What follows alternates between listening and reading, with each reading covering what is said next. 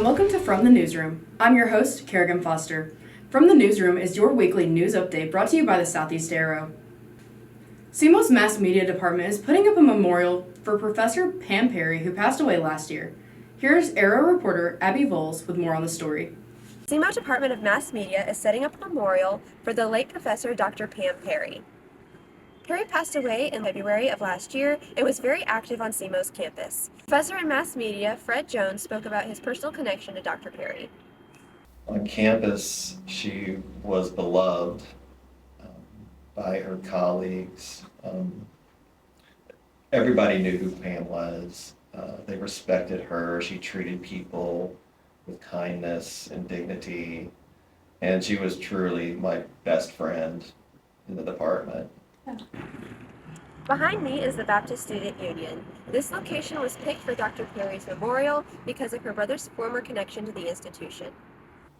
Number one was her brother, Pastor Parry. He's actually a pastor up in Fruitland now, but he was the pastor at the Baptist Student Center years ago. So we thought it'd be nice, kind of keep it there, keep it in the location and everything.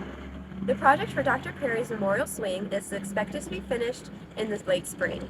For the Southeast Arrow, I'm Abby Volz. Back to you, Kerrigan. Next, Saturday, February 14th was Valentine's Day. In spirit of the beloved holiday, Arrow reporter Cora O'Donnell wrote a story about the history of Valentine's Day. Here's my coverage of Cora's article. As you may know, Valentine's Day is celebrated on February 14th every year. But have you ever wondered how Valentine's Day came to be? Arrow reporter Cora O'Donnell wrote a story this week over the history of Valentine's Day. O'Donnell wrote in her article that Valentine's Day coming about has no definite answer, but according to the History Channel, many believe the holiday sprouts from Saint Valentine of Interamna. Other theories believe that the holiday was created to replace the Roman festival Lupercalia, which was held in mid-February. O'Donnell wrote, quote, "The festival included fertility rites and the pairing of men and women through a lottery system, so the Pope forbade it." In this theory, the Pope then declared February the 14th Valentine's Day, so people would celebrate it instead. In the 1500s, written letters became more common, and by the late 1700s, printed cards became the norm. O'Donnell's article goes on to talk about what other significant items and symbols are associated with Valentine's Day. According to an article by Women's World, some of the most common images associated with Valentine's Day are Cupid and roses. The root of Cupid's correlation to Valentine's Day is that he is the son of Aphrodite, the goddess of love. As for roses, they are correlated to Valentine's Day because of their red dye. It was considered rare and linked to the upper class. Also in her article, she talks about how the classic candy hearts that are sold and consumed for Valentine's Day were originally created as medical lozenges. A Boston pharmacist, Oliver Chase, created the machine that forms the heart shape.